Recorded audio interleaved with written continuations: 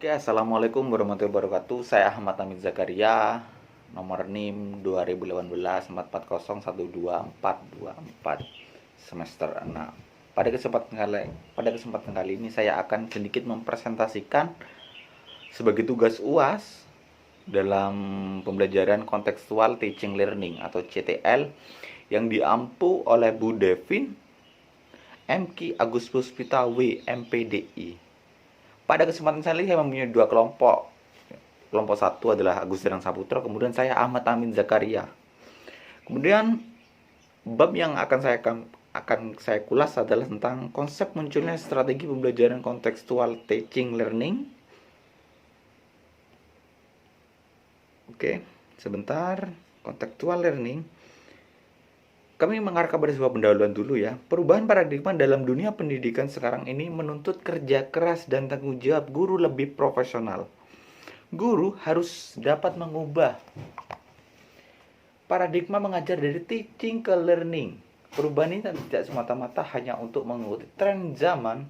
Permasalahan dunia yang semakin kompleks sebagai krisis global dan iklim global menuntut kerja keras dalam dunia pendidikan agar mampu menghasilkan siswa sebagai seorang problem solver atau problem yang memberikan solusi di masa yang akan datang dan tidak hanya menjadi tenaga terampil saja. Kemudian, salah satu tren dan arah pembelajaran saat ini untuk menciptakan pembelajaran menjadi lebih bermakna adalah penggunaan konteks dalam pembelajaran inovasi seperti contextual teaching learning. Contextual teaching learning merupakan konsep belajar yang membantu guru mengaitkan antara materi dengan fakta dalam kehidupan siswa. CTL lebih menekankan pada rencana kegiatan kelas yang dirancang guru. Rencana kegiatan tersebut berisi skenario tahap demi tahap tentang apa yang akan dilakukan bersama siswanya. Sehubungan dengan topik yang akan dipelajari, pembelajaran kontekstual lebih mementingkan strategi belajar, bukan hasil belajar. Melainkan proses dalam belajar, bukan dari hasil belajar. Itu yang perlu kita ketahui. Ketahui ya. Kemudian komponen dalam belajar kontekstual adalah konstruktivisme, inquiry, bertanya, masyarakat belajar, permodelan, refleksi, penilaian sebenarnya. Dalam proses belajar mengajar, guru perlu membiasakan anak untuk mengulangi proses belajar dengan melakukan penemuan, dengan melakukan pengamatan, bertanya, mengajukan hipotesis atau sebuah permasalahan, mengumpulkan data, dianalisis, kemudian menarik kesimpulan atau inquiry. Adapun rumusan masalah yang akan kami bahas adalah apa sih pengertian dari contextual teaching and learning atau CTL, kemudian apa latar belakang strategi contextual and learning, apa sih kemudian tujuan penerapan strategi contextual and learning. Pengertiannya sederhana, pembelajaran kontekstual learning merupakan salah satu model pembelajaran berbasis kompetensi yang dapat digunakan untuk mengefektifkan dan mensukseskan implementasi kurikulum. CTL merupakan pendekatan belajar yang lebih memperhatikan karakteristik siswa atau daerah tempat pembelajaran. Aplikasi pendekatan CTL mengupayakan agar siswa dapat belajar dengan baik, manakala apa yang dipelajari terkait dengan apa yang telah diketahui dengan kejadian atau peristiwa yang terjadi sekelilingnya. Pembelajaran CTL, Contextual Teaching and Learning, adalah konsep pembelajaran yang membantu guru dalam mengaitkan antara materi pembelajaran yang diajarkan dengan situasi dunia nyata. Kemudian belajar dapat terjadi dalam proses mengalami, karena pembahasannya dalam contextual learning adalah materinya adalah dengan sekeliling kita, di sekeliling kita. CTL didesain melibatkan siswa mengalami penerapan apa yang diajarkan dengan mengacu pada masalah-masalah dunia nyata. Jadi memang saling berkesinambungan antara dunia nyata kemudian ditarik sebuah materi, itu biasanya siswa itu lebih paham.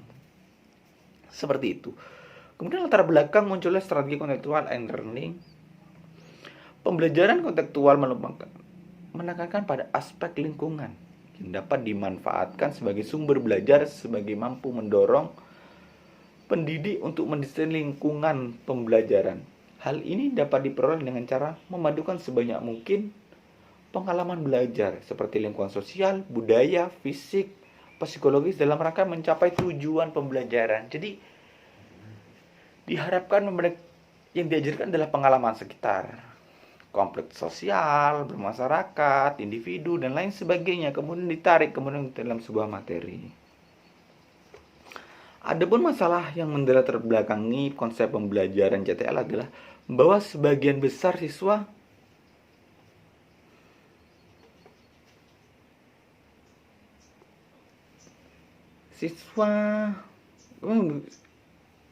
masalah yang terbagian soal pembelajaran adalah sebagian besar siswa tidak dapat menghubungkan apa yang telah mereka pelajari dengan cara memanfaatkan pengetahuan yang dimilikinya. Padahal proses pembelajar mengajar dapat benar-benar berlangsung jika siswa mampu memproses informasi dan pengetahuan sedemikian rupa sehingga pengetahuan tersebut dapat bermakna.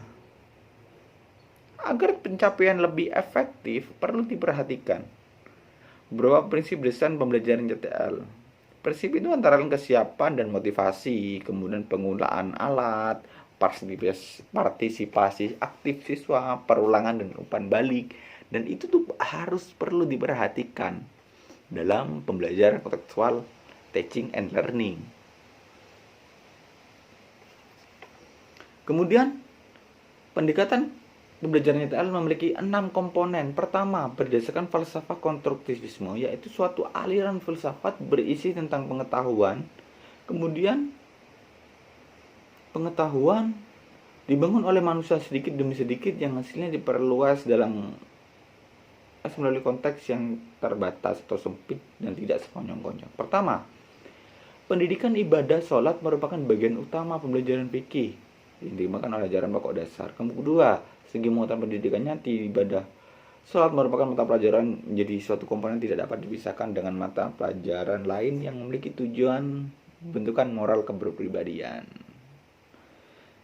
Dan seterusnya akan bisa dibaca dalam makalah.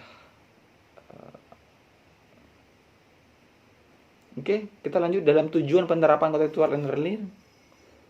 Apa sih tujuan dari penerapan contextual and learning?